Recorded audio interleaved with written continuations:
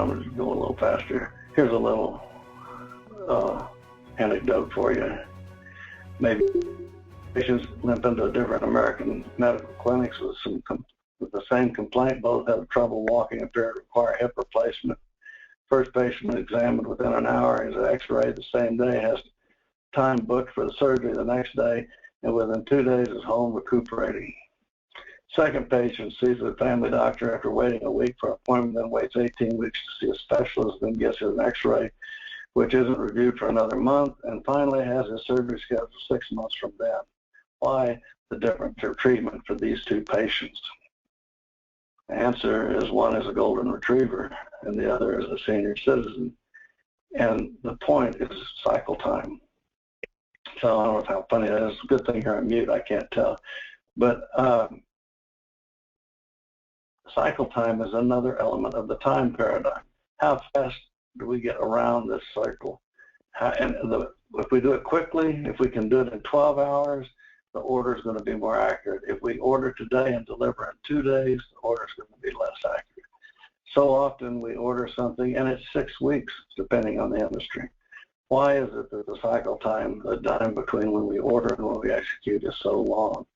And so that is another element when we reduce cycle time, just like when we increase frequency or when we go all the time. These things are what take variation out and make the system flow. So we have these two things that work in tandem, cycle time and frequency, and we can add to it another one, and that it has to do with on time. How does on time affect the flow? If the cycle time's long, the on time seems to be not on time. In the same way with frequency. Not on time affects all kinds of things. It affects everything that goes wrong. It affects, in our business, these kind of words. In your kind of business, it would be different kind of words. But when you're not on time, these things happen. It doesn't matter if you're moving between, and TGWs, by the way, is our slang for things gone wrong. Things go wrong when you're not on time, and it doesn't matter if you're moving paper from one desk to the other, or moving coats from one customer to another, or assembly line or production line. It doesn't matter if it's a supply chain and you're going between customers. It's internal and it's external. Anytime you're not on time, it becomes both a cause and an effect of variation, and it affects the money. It affects the volume, the throughput, the operating expenses. It affects everything. So when you're not on time, it's a multiplier. It's both a cause and effect of variation. And then we get into this and yet another definition. I apologize for going so fast. I'm trying to cover a lot fast. People don't know what on time means. First of all, there's no such thing as exactly on time because there's a variation around it. But then even that, it's an operational definition besides the variation. And is it the right scheduled day, like it's supposed to be there Monday, Wednesday, Friday, but today we're going to do it on Tuesday? Is it always inside the customer's window? He opens at 4 and closes at 10, anytime then? Or is it inside when your company circle tells you that the truck is supposed to be there, when their boss tells you this is when I need the paper or the deadline? So it's inside the routing window, or is it the same routing window every day? Is the deadline for the newspaper always at 5 o'clock before we go to press? Every day. We have to know what we're talking about, and the customer wants the right day, same time, every time. That's what they want. And in order to do that, you have to take the variation out of the system. And if you don't do that, you're putting variation into the system. So it gets back to quality consciousness, doing what the customer wants. And I'm going to summarize these things in just 1 second. But customers want level service, constant service, and they want it to be predictable and on time. Frequency is the one that really drives it, and just in time is made possible when you do these time paradigm things. So one more. There's really a chain of these molecules, like I said earlier, and these little boxes, each one being the customer of the next one, if every step were 99% perfect, this process would just be 84% effective. It's going to fail 16% of the time, even if it's 99% perfect. And even 99.9 is not good enough, because it would even, because most stuff processes would have at least 10 times that much more. Anyway, it's easier to reduce non-value added time than it is to get more and more accurate. So you can't get to 99.999, but you can get fewer steps. If you take out non-value added steps, you're going to reduce waste and improve capability. It reduces cycle time, it improves on time, and it reduces variation, including variation in frequency. So what I've done here, very, very fast, is tell you that there's 5 words called the time paradigm: high frequency, fast cycle time, always open, always on time, fewer steps, always focusing on the customer. When you do those things and you back away from that company circle and realize that cost is just a 4-letter word, there's good cost, there's bad cost, and a financial statement can't tell you the difference.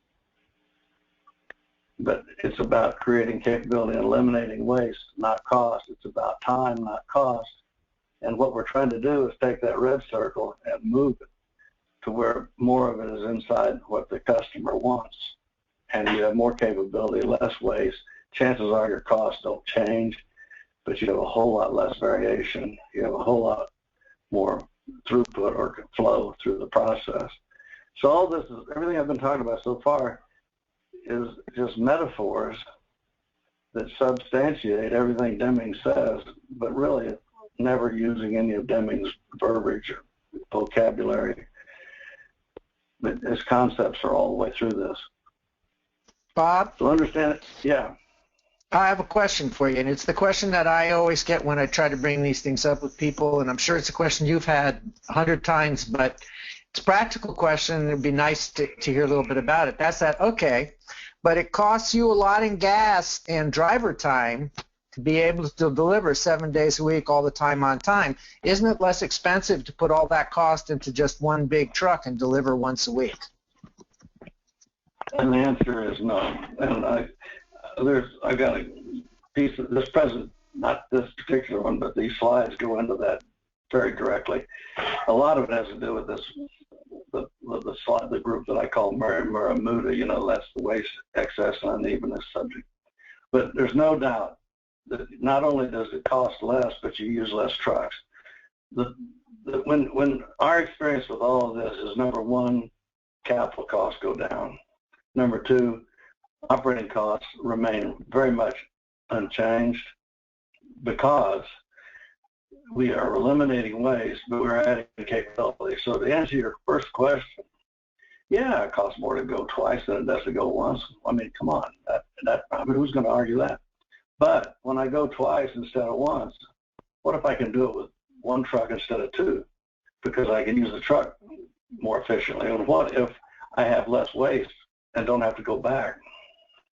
And what if I, what if I eliminate waste at the same rate I add cost, meaning capability being the good cost, waste being the bad cost.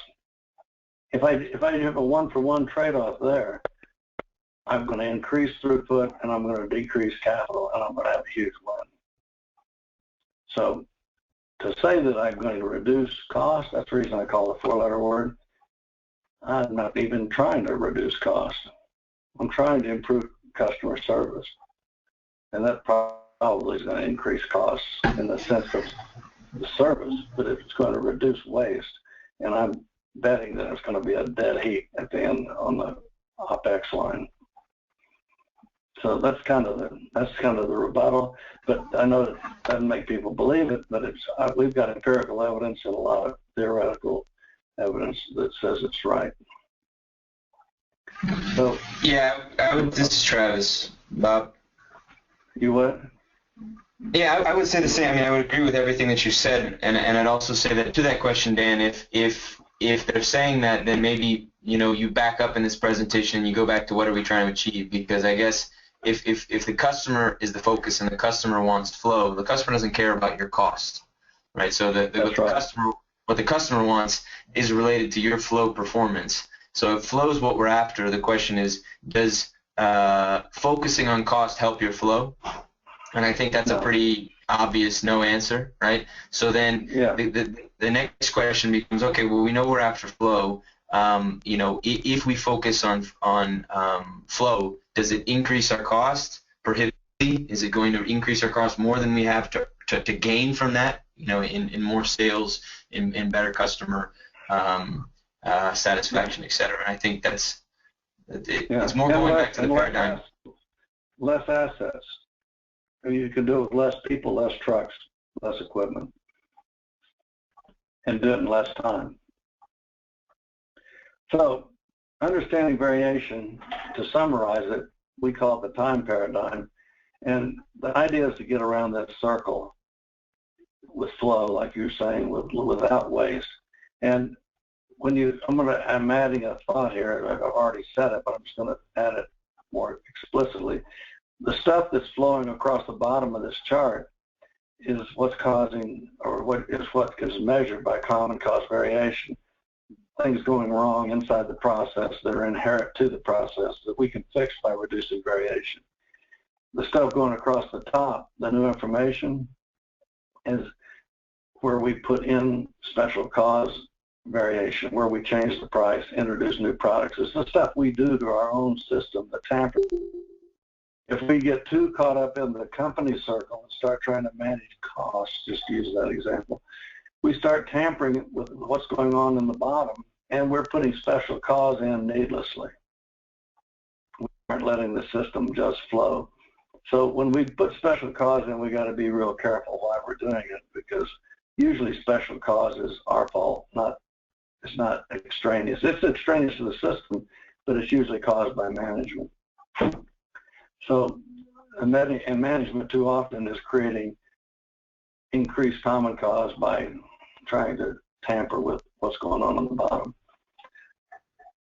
But at any rate, when you go around this circle, what we're trying to do is increase the flow, reduce the waste, and increase the capability. And when you do that with higher frequency, smaller drop sizes or batch sizes, what we want to call it, and you do it with faster cycle times, being open all the time, always on time, less non-value added time. And when you do that, you realize the realities of the process. It's not in the stuff. It's not in beating the competition or making money. It's in the process. You manage the process, and those results just take care of themselves. So to review, the command and control structure looks like that, and too often the satisfaction gets relegated to the pack, to the bottom, and we tell our people to be productive and satisfy their customers, but we really just want financial goals and marketing goals. And the guys trying to get the job done are tormented by this paradox. And it's thought about this way: we start out with the customer, we add another set of boxes to the bottom of this pyramid, and we're saying if we have quality consciousness, focusing on high quality and always being on time, that's what the customer wants, then he'll be satisfied. And we are going to put emphasis on increasing capability, not worry about what it costs. We'll go more often. And then over here on the other side, that's the voice of the customer doing what's desirable. And on the other side of the coin, we will always be reducing waste. We're going to listen to the process. We're going to do what it takes to get common cause variation out of it. We'll increase frequency and do everything in the time paradigm. And if we do that, we'll get supplier productivity. And what we'll have done is we've abandoned the word cost. We've just taken it out of the vocabulary to replace it with the time paradigm, which is that. And when you do the time paradigm, those 4 words plus on time, you get flexibility. The system can get inside the customer's cup no matter what he wants. And that flexibility will allow you to get your financial goals and your marketing goals and your vision, and you'll get your results. And everything becomes about relationships, and we get happy customers and happy people and all that. So one more time, just to drive home the point with the graphic. Variation creates waste and destroys quality.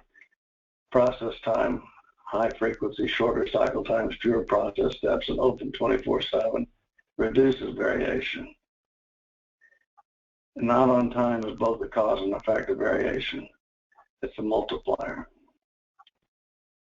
That's the end of the time paradigm. Now I have a little bit more to tell you if you want to hear it. But do you want to have a little discussion on that? Or what I'd like, here's the next thing is always to talk about this stack-up effect, which is something we talked about last week. Bob? What's your pleasure? Hey, Bob, I would recommend that you go ahead and complete the discussion because it's a good presentation. You've got good graphics and it's being recorded. And I think by following up and summarizing what you're talking about, I think would be value added. So why don't you continue on? Okay, I'll do that. I've got to find it here. It's just one brief moment while that's my family, by the way. See, these are the slides. We went over the one on change. I just went over the one on the time paradigm. So this group has seen these two now. We skipped over these two and those, but I'm going to jump into this, which has what I'm going to call the stack-up effect. And again, starting out with the book, but what is the stack-up effect? Okay, we're back to this picture. You're familiar with it by now. I don't even have to talk about it, but it's the same Kaizen molecule. And across the bottom comes common cause variation from stuff moving down the molecule. And across the top, you're always having special cause variation. And these are words that we've just talked about. So this would be a kind of remember last week, children. This is what we talked about. So here we go. The variation. The question becomes, does it average out when you go around this thing, or does it stack up? Most people think it averages out. It's common paradigm, common belief. In other words, when you flip coins, and let's say you value them at like this, on average they're going to be 7. If you give heads a 6 and tails an 8, on average you'll get a 7 because the events are independent. If you threw dice instead, and now you know I had one that average would be 7, but this time you got a whole bunch more permutations and combinations of throwing 2 dice, and do they average out? And the answer is yes, they average out to 7. That's what they call craps, snake eyes, and box cards. There's only one way to get them. There's 7 ways to get craps, and when you make a chart of it all, you get what they call the normal distribution. It starts to look like what Deming draws all the time, those bell curves. And the difference is the spread.